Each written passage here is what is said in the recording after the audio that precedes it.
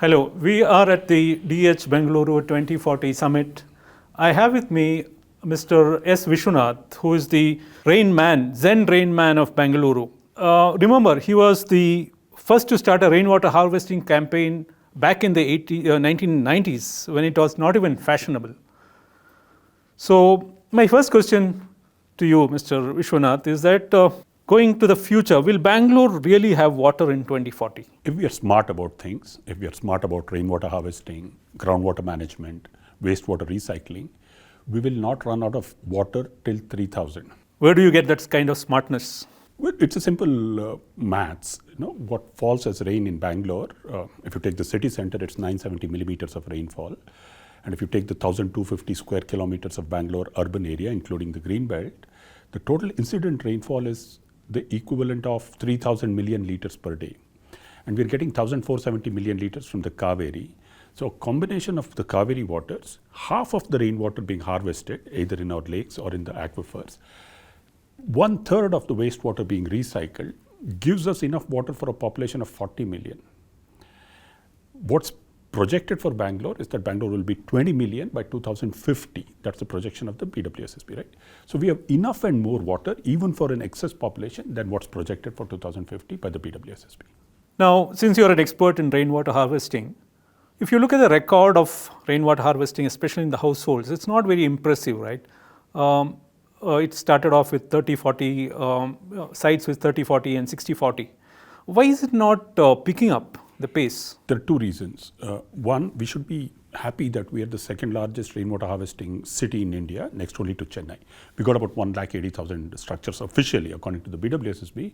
Unofficial estimates of the periphery say that about 3 lakh structures are doing rainwater harvesting, which is substantial. The one main reason why people don't harvest rainwater is the water that they get from the BWSSB is hugely subsidized. If you get water at 7 rupees a kiloliter, if your water bill is 140 rupees a month, you're not incentivized to invest in alternative sources of water.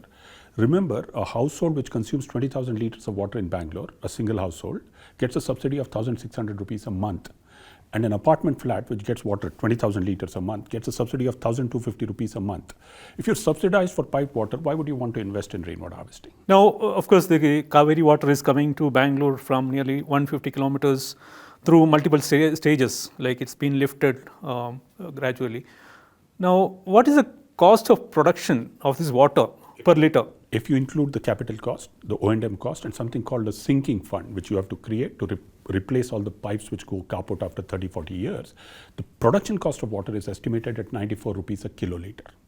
94 rupees a kiloliter. You and me get it at domestic households at 7 rupees a kiloliter.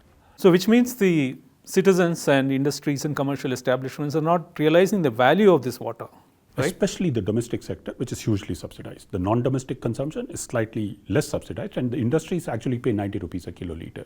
But citizens of Bangalore don't realize the subsidies they get. Now, storing this rainwater has been a problem. Now, there have been suggestions that you can desilt the stormwater drains, desilt the lakes, and make them storage tanks for this rainwater. Is it viable?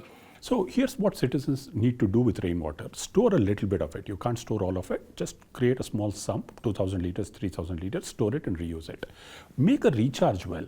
In Bangalore, you can make a small well, 3 feet in diameter and about 20 feet deep, and it can take in 1 lakh to 2 lakh liters of water from every site, right? Once you push it into the aquifer, in many places in Bangalore, the groundwater table comes up and you can start to reuse the well water. The third option is to do it at community level. That is at the lake level. The problem there is that the lakes are getting untreated sewage, and even the stormwater that runs off because of uncollected garbage is contaminated. So both non-point sources of pollution and point sources of pollution make the fact that lakes are totally polluted, and adding fresh rainwater to it does not make any sense. Try and hold on to it at the lowest possible scale that you can. Try and hold on to it at your house, at your apartment, at your gated community level. Now, in terms of the technology behind this rainwater harvesting, how has it progressed from the 1990s when you introduced it to now? The building bylaws themselves created a market. There are 40 different kinds of filters which do an excellent job of filtering the dust and removing all the pollutants from rainwater. There are different methods of storage that have emerged. There are the traditional well digging community which is now getting a job in making precast rings and recharge wells for 35,000 rupees a recharge well of 30 feet or 20 feet. So the solution providing space, including products, has simply scaled up. Now, if you look at the infrastructure of Bangalore, the road infrastructure in particular, we have a lot of concrete on the road, and with white topping, that's become a standard. Even the stormwater drains are being concretized. Don't you think this goes counter to the very seepage theory? So the roads themselves have to be concretized in terms of the stability of their life and the duration that they have. But if they're linked to the stormwater drains well with a camber, and in the stormwater drains itself we make recharge wells at regular intervals, then we create porous surfaces, permeable surfaces which can recharge. That's a missed opportunity. Our metro is the second missed opportunity, and the flyovers are the third missed opportunity. We need to integrate rainwater harvesting with all these roads, flyovers and the metro. So we are going to have a huge network of metro in the years to come. What structural changes are you suggesting? Absolutely no structural changes. What you need is between two piers of the metro, you need a recharge well which is 3 feet in diameter and 20 feet deep. Every one of the piers can then connect to the recharge well. It's the simplest of technologies. It can recharge the aquifer. Already been done on the MG Road stretch. We need to replicate it for all of the sections of the metro. We have the Vishwanath river. I mean, people are talking about comparing that to Thames, which can be a tourist attraction. I mean, now the stormwater drains are also being developed in one section. Do you think that Vishwanath can be included in that project? What we should do is to look at the chain of lakes or tanks which make the Vrishbhavati, right? It starts from a chain of tanks. Each one of the tanks can be made a tourist spot, can be made to receive treated wastewater, can have a wetland within it to purify the water further, can collect rainwater. The links between the tanks can be improved through Rajkalways, which are green, which are not concreted, which allow water to get down into the aquifer, right? Once we do these chain of tanks and the links between them, the Vrishbhavati river automatically will get cleaned. We should begin at the source, the ridge. The river will take care of itself if we take care of the catchment. There has been a lot of talk about the water wastage, which BWSSB says unaccounted for water. What is the reality there? Although they say that it's come down from 50% to 37 or 36%. So it's a legacy effect. We have old infrastructure built from the 1890s, which now have lasted their lifetime and are starting to leak, right? But we should not see it as a leak in terms of the water loss to the city. The unaccounted for water, which is financially lost because of lack of billing, reaches people, but they're not paying the BWSSB for it. The hydrological losses from the leaking pipes go to the recharge of the aquifer, and they can be recovered through groundwater, and they are being done so through the million wells that we have, the bore wells that we have.